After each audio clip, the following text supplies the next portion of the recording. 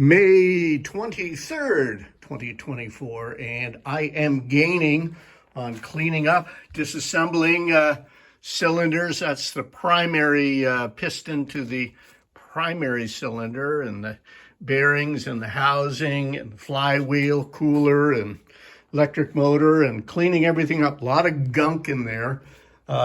This is one of the valves that will open and close as the piston travels up and down inside the cylinder.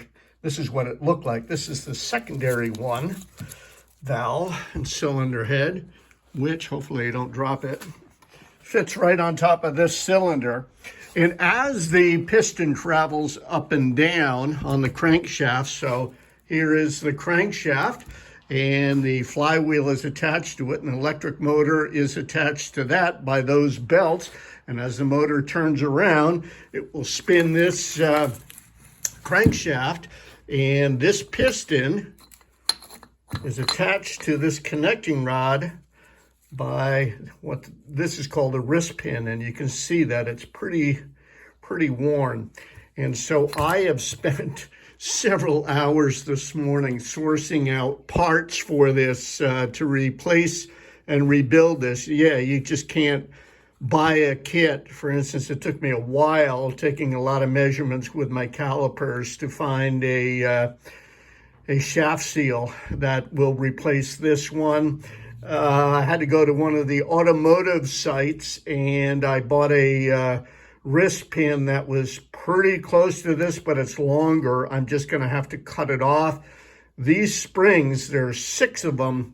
Let me turn this back over.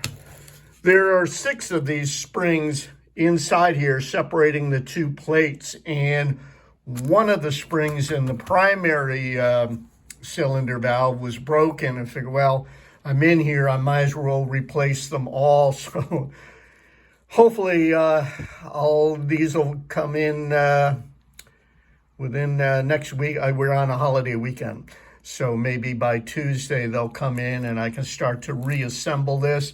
I didn't have enough gasket material to make enough gaskets to replace them all, and so I had to order some more gasket material. My local Napa didn't have it. So we're gaining. Like everything I do, it takes 6-7 times longer than I'm hoping it would, but it'll be a nice piece of equipment once it's back together.